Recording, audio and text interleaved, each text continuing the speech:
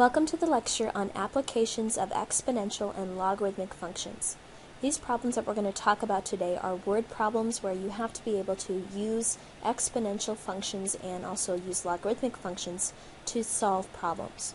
So the first example here talks about the population of Pakistan in millions, and it's approximated by this exponential function. X equals 0 corresponds to the year 1994. So the first thing we want to know here is what is the population of Pakistan in 1994. So what we want to keep in mind here is that 1994, we don't want to plug that in for x because x here is actually a base year. Remember, x equals 0 is supposed to be 1994. So in 1994, the x value that we want to use is 0, so we're trying to figure out f of 0. Now if we plug in 0 for x, then this whole exponent goes to 0. And what is 2 to the 0 going to go to? 2 to the 0 is the same as 1. So 126.4 times 1 is 126.4.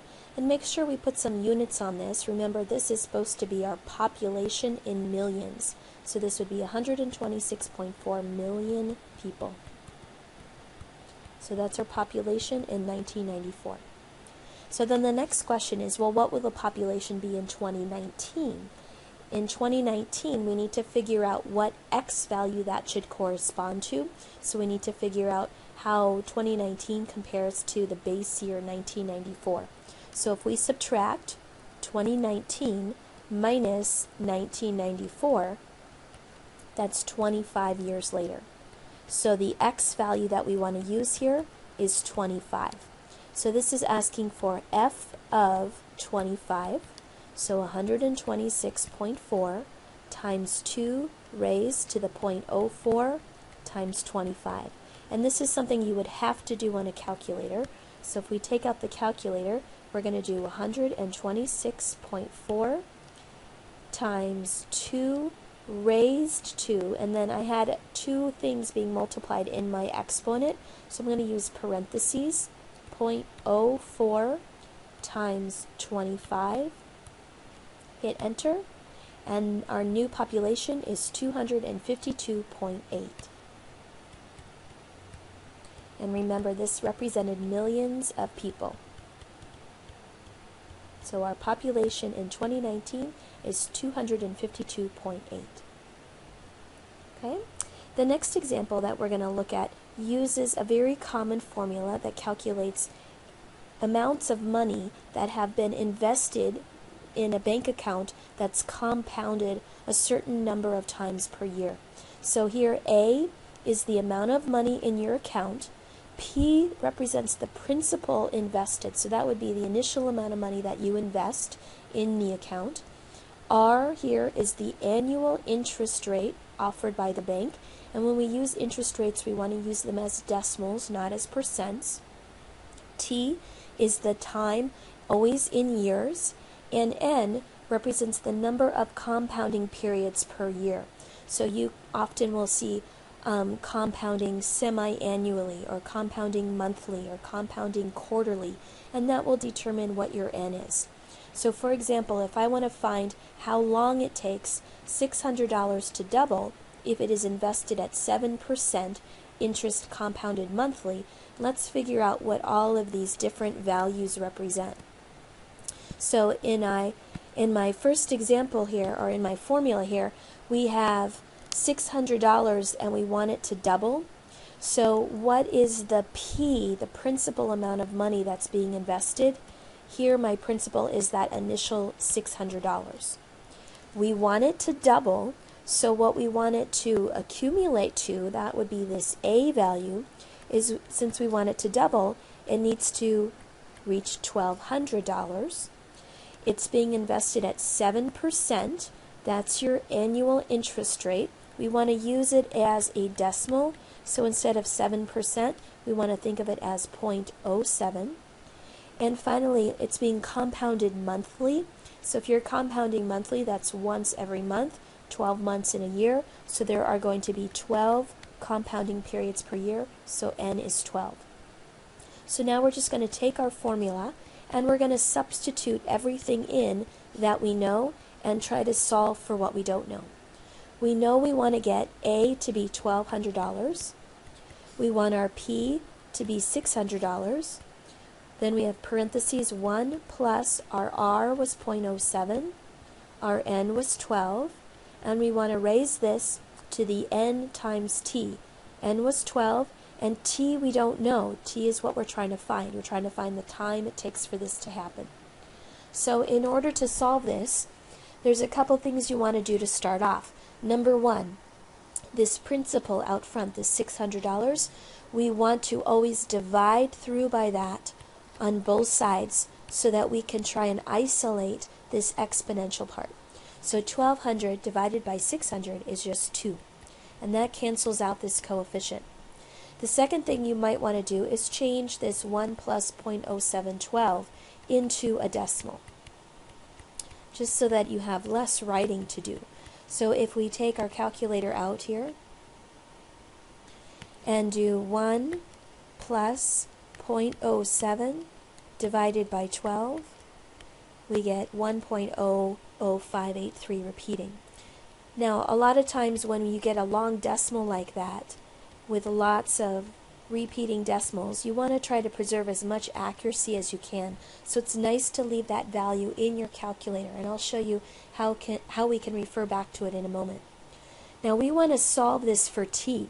So how do we get at this exponent? Well, this is an exponential equation, so to solve it we're going to use logarithms. We're going to use a logarithm to undo the exponential. So here what I'm going to need to do is take a log of both sides. You could do log base 10 or log base e in ln. I usually do ln's just because I'm used to using those. So I'm going to do an ln of the left side and an ln of the right side. And the reason we do this is because now we can use properties of logs, and I can take this power, 12t, and properties of logs enable me to bring that down out front. So we get ln of 2 equals 12t times ln of 1.0583 repeating. Let me recopy that over here so we can have a little more space. Now we're almost finished. We want to solve for t, so how do we get t by itself? It's being multiplied by 12 and being multiplied by this ln, so all I have to do to get rid of those things is divide by them. And I can divide by both of them at the same time. So I'm going to divide the ln of 2 by 12 and the ln of 1.0583 repeating. So my t value will be whatever this turns out to be. So let's take a look at our calculator. If I type in ln of 2 for my numerator and divide that, I want to divide it by both the 12 and the ln of this 1.0583. So we want to make sure that we use parentheses around the denominator. So this is going to be a 12 times the ln of our last answer that we had up here. So instead of typing in 1.00583 repeating and losing some accuracy by not keeping all those threes and all those decimals, we can use this ANS button, which is second and then the little negative, and what that does is it refers to the last answer that you have typed in. So that keeps all the accuracy of all those decimals. I want to close the parentheses around that ln, close the parentheses around my denominator, and now when I hit enter, that's going to be my answer. So that's the value of t, so my time is 9.93.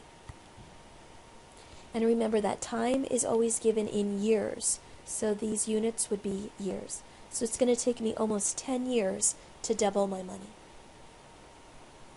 Okay, well, let's use that formula again with slightly different information. So this time we want to find how long it takes a $1,500 investment to earn $200 interest if it is invested at 10% compounded semi-annually.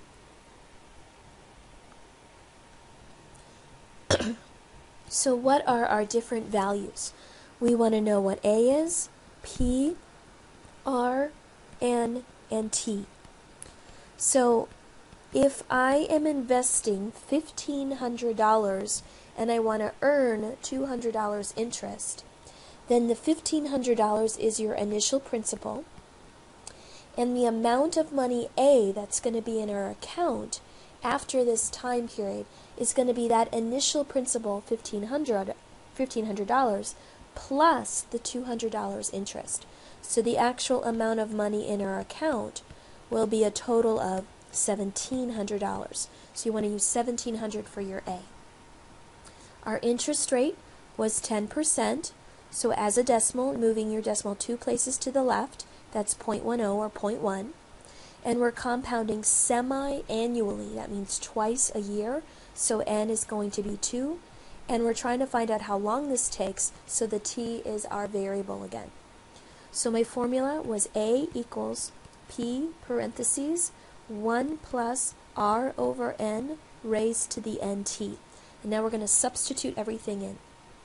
So A is 1,700, P is 1,500, then we want 1 plus 0.1 divided by 2 raised to the 2t. First thing I'm going to do is divide through by that coefficient, that 1,500 again. And that's going to cancel out a couple of zeros. 17/15 doesn't really reduce, so I'm just going to leave that as a fraction. If you try to get a decimal for that, you can. That's perfectly fine. I'm just going to leave my calculator plugging in till the end here. You can also get a decimal for this 1 plus 0.1 all over 2 if you want to figure that out. So let's go ahead and figure that. 1 plus 0.1 divided by 2 gives me 1.05. If you do 17 divided by 15, then the decimal on the left-hand side would be 1.13 repeating. Since that repeats and it doesn't terminate like our 1.05 does, I'm just going to leave this as 17/15 to try and preserve some accuracy. So in other words, I'm going to leave this 17/15, but I'll change this one to 1.05 since it came out to a terminating decimal. And then we have this 2t up in the top.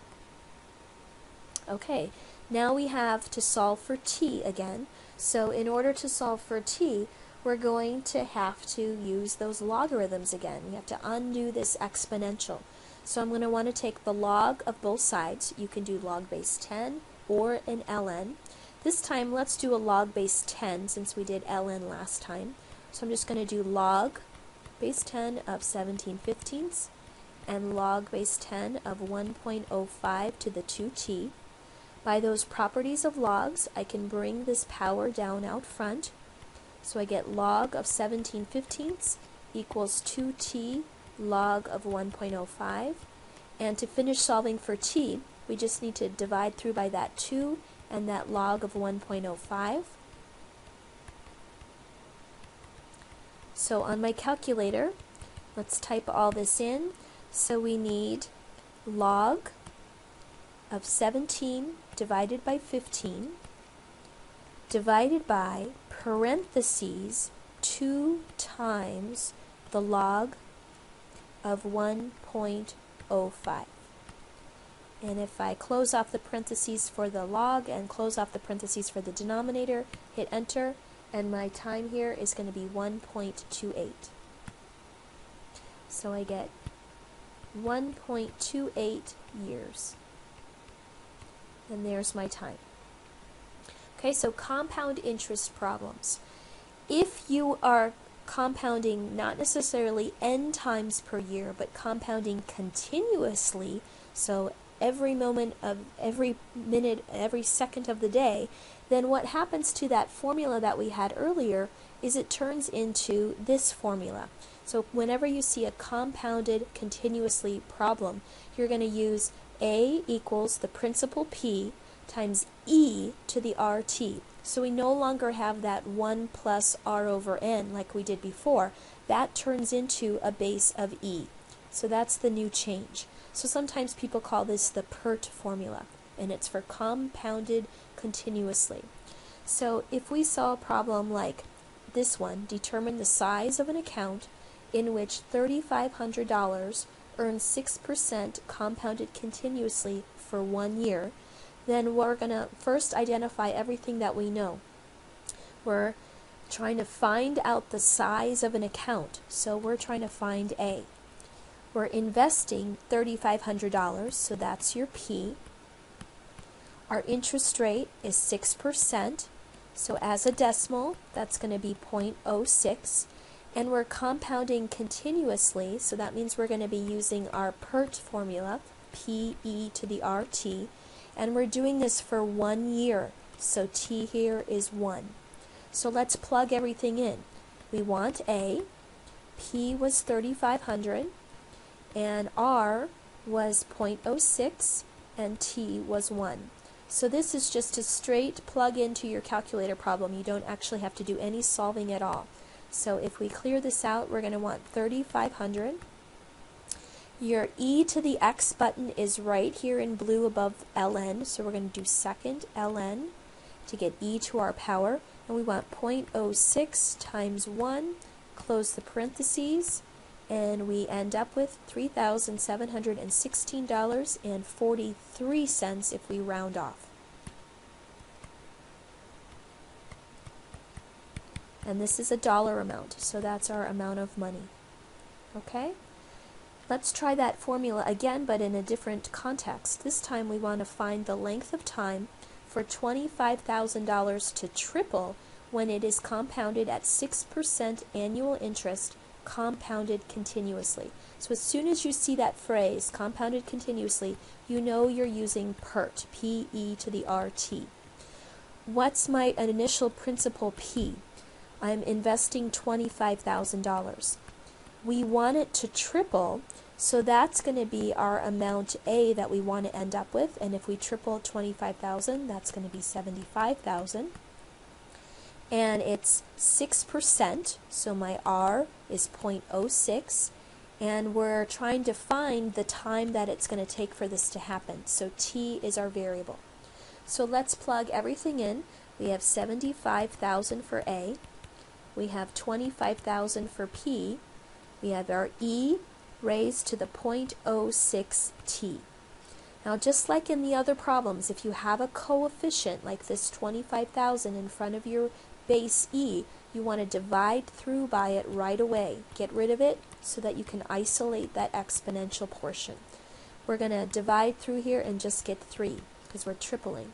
So on the right hand side, all we have left is E to the 0.06 T. Now to get at that exponent, we're going to have to use logs again, and it makes sense here to use an ln because this is base E, so we want to use an ln which is also a log base E. So let's take the ln of the left side and the ln of the right side, and on the right hand side, here's that cancellation law. We have a log base E with an exponential of a base E, so these end up canceling each other out and just giving us that 0.06 T. So ln base E of E just goes to 1, so all of this just went to 1. Now to finish solving for T, I just need to divide by 0.06, so my time T is going to be ln of 3 divided by 0.06. So 18.3 years. Okay. All right, in our last example, our last word problem, we have a flu virus. A flu virus spreads according to the following relationship given by this exponential equation, where y sub 0 represents the number of people affected at time 0, and y represents the number of people affected at any time t. T is given in hours. If 20,000 people are affected now, in how many days will 45,000 people be affected? So we have this formula. Y is the number of people affected. Y sub 0 is the initial amount of people infected. And this is e to the 0.0075 times t, where t is given in hours. So we want to figure out here what our values are that we know. It says 20,000 people are affected now, and in how many days will 45,000 people be affected? So 20,000 people are right now. That's your initial amount. So y sub 0 in this problem is that initial 20,000. We want to find out how long it's going to take to get up to 45,000, so that y value that we're trying to approach is 45,000. So we're going to put 45,000 in for y and 20,000 in for y sub 0, and we're trying to solve for the t. So first things first, always divide through by that leading coefficient in front of your e. So I'm going to divide through by 20,000. And if we do that, 45,000 divided by 20,000 reduces to 2.25. So that's a nice terminating decimal. So we get 2.25 equals e to the 0.0075 t.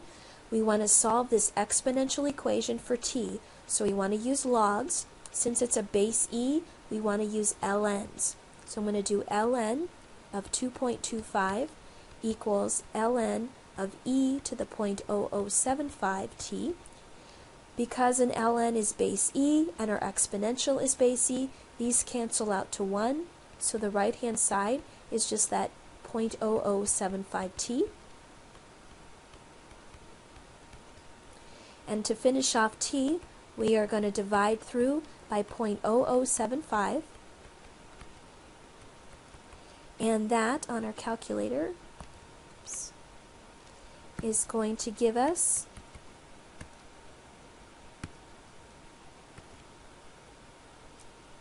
ln of 2.25 divided by 0.0075 gives us 108.124.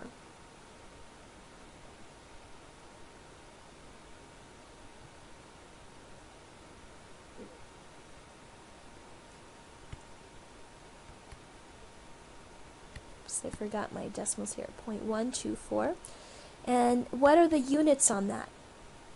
So this is our time. Remember, t was given in hours. So this is hours. What did they want to know? They wanted to know how many days this corresponds to. So to finish off our answer here, we just need to do a little bit of converting. And if I have hours, I can think of this as a little conversion factor. I have hours right now. I'm going to put hours in the denominator over here and change it to days, so that when I multiply, these two hours will cancel out. In one day, we have 24 hours. So that's the conversion factor that we're using. So if we take our decimal that we just had and we divide through, we take our decimal and we divide it through by 24, then this means we have about 4.5 days until 45,000 people are infected with the flu. And there is our solution.